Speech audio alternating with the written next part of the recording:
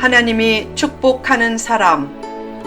첫 번째, 느헤미야 11장 1절에서 36절 말씀.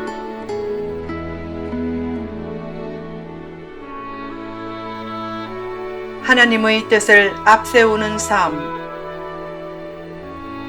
어느 날 한 성도가 교회에 구두로 땅 13만 평을 기도원 부지로 기증하겠다고 했다. 얼마 후 그가 운영하던 백화점이 부도 위기에 몰렸다. 그때 한 대기업이 근처에 골프장을 세운다고 해서 기증을 약속했던 부지의 땅값이 폭등했다. 고민이 생겼다. 이 땅을 팔면 돈 걱정 없이 사업할 텐데 이 땅을 팔아 먼저 어려움을 해결하고 다시 사서 바칠까? 굳이 이 비싼 땅에 기도원을 세울 필요가 있나? 그때 그는 결단했다. 망하더라도 하나님께 드리겠다는 약속을 지키자. 그래도 자꾸 마음이 흔들려 아예 등기를 이전해 교회에 바쳤다. 그 후 신기하게 부도 위기를 면했고 그 다음 해에는 매출 목표를 초과 달성했다. 그리고 백화점이 잘 되어 매장을 확장해야 했다. 2,000평 정도를 넓히려고 백화점 옆의 땅을 사려고 했는데 그 땅을 사지 않아도 될 일이 생겼다. 시에서 도시 발전을 위해 백화점이 있는 지역의 건폐율을 높여주었기 때문이었다. 결국 백화점 층수만 올리면 되기에 앉아서 큰 돈을 벌었다.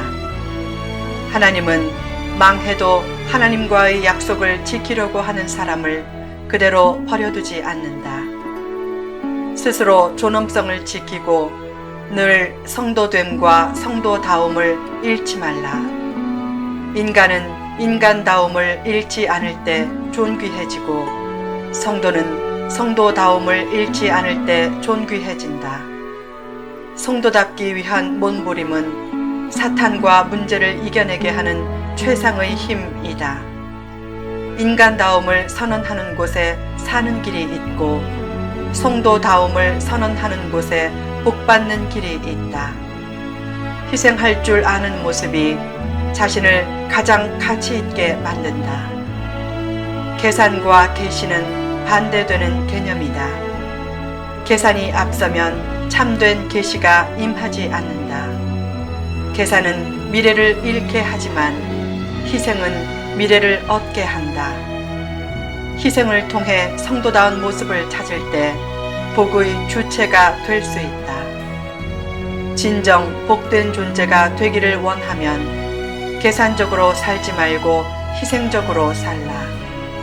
어떤 일을 할 때 이 일이 내게 이익인가를 먼저 생각하지 말고 이 일이 하나님의 뜻인가를 먼저 생각하라. 바로 거기에 사는 길이 있고 축복의 길이 있다.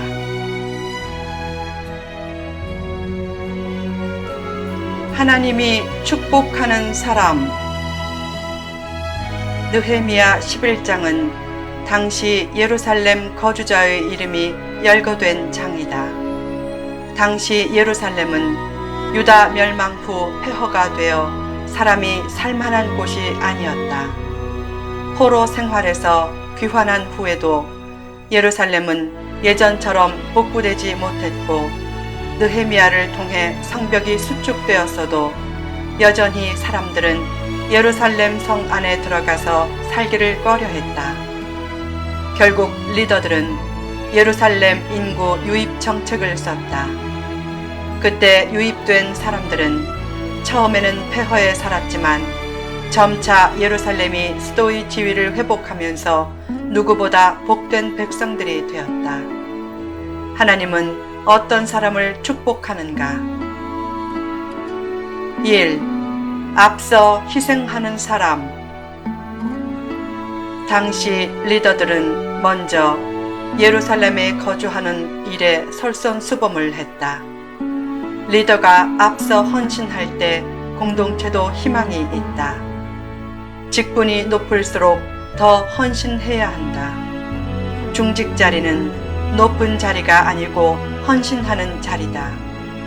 누가 리더인가? 헌신하는 사람이 리더다. 리더가 앞서 헌신하면 하나님이 반드시 그 공동체를 축복하신다. 옛날 원나라의 탕왕이 천자가 된 후 7년간 가뭄이 계속되자 한 노 대신이 말했다. 황제님, 이번 흉년을 끝내려면 사람을 제물로 드려야 됩니다. 탕왕이 말했다. 어찌 백성을 제물로 드리겠나? 내가 제물이 되겠다. 곧 탕왕은 목욕제계하고 흰 말이 끄는 흰 수레를 타고 들판에 나가 엎드려 통곡했다. 신이여, 제가 백성을 잘 돌보지 못해 뇌물과 참소로 의인이 고통을 당함으로 이런 가뭄이 생겼습니까? 모든 것이 제 잘못입니다. 저를 제물로 받으시고 백성을 구하소서. 바로 그때 엄청난 비가 내려 전국을 적셨다.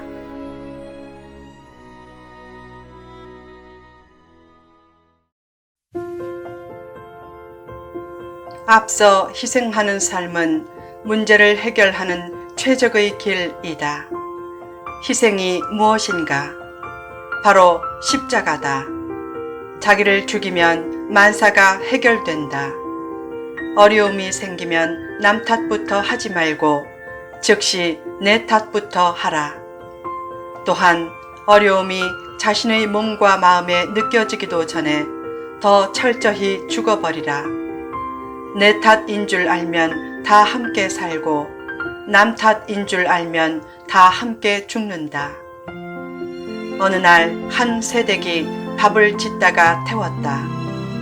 그때 시어머니가 욕설을 퍼붓고 구박하자 며느리는 일부러 그랬습니까? 라고 하며 대들었다. 시아버지는 어디서 말대꾸 하느냐고 호통을 쳤고 그 장면을 지켜보던 신랑이 손찌검을 하자 새댁은 그래 죽여! 라고 대들면서 대판 싸움을 벌였다. 다음 날 건너편 집의 새댁도 밥을 짓다가 태웠다. 그때 시어머니는 내가 물을 너무 적게 부어서 그렇게 됐구나 라고 위로했다. 시아버지는 내가 땔감을 너무 많이 들여서 그랬구나 라고 며느리를 감쌌다. 신랑은 내가 너무 물을 적게 길어서 그렇게 됐소 라고 자기 탓으로 돌렸다. 그러자 그날 밥을 태우고 가족은 더욱 하나가 되었다. 남을 이해하고 섬기고 희생하려고 해야 공동체가 잘 된다. 영어로 장관을 미니스터라고 한다. 미니스터라는 말의 원래 뜻은 작은 자가 되어 꾸준히 섬기는 사람이란 뜻이다. 장관은 권력자가 아니라 섬기는 사람이다. 더 나아가 섬길 줄 아는 사람이 장관과 같은 머리의 축복을 받는다. 2. 힘든 일에 선택된 사람. 느헤미야는 백성들의 10분의 1을 제비 뽑아 예루살렘으로 이주시켰고 나머지 10분의 9는 자기 원래 성읍에 거하게 했다. 그때 제비 뽑히지 않은 사람들은 다행이다 라고 좋아했고 제비 뽑힌 사람들은 내가 힘든 일에 뽑혔구나 라고 탄식했을 것이다.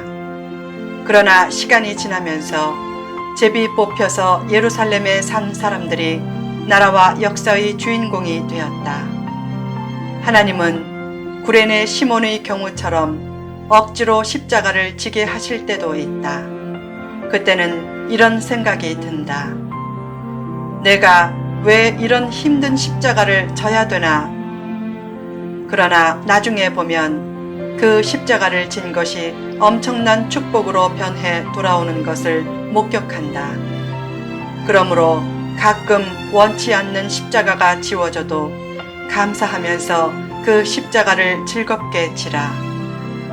어느 날 인도네시아 자바섬에서 선교하다가 심한 향수병을 앓던 한 스웨덴 선교사 아내가 자국 제품의 성냥갑이 눈에 띄자 중얼거렸다. 성냥갑아, 너는 왜 고국을 떠나 여기까지 왔니? 성냥갑이 이렇게 대답하는 것 같았다. 사모님, 저는 이곳에 불을 켜주러 왔어요. 그 임무를 마치면 버려질 거예요. 그 내적인 음성을 듣고 그녀는 즉시 무릎 꿇고 기도했다. 하나님께서 이곳에 저를 보내셨군요. 이제 버려져도 괜찮습니다. 죽을 때까지 여기서 빛을 발하게 하소서. 그 뒤 그녀는 향수를 극복하고 자바섬 원주민을 위해 헌신했다.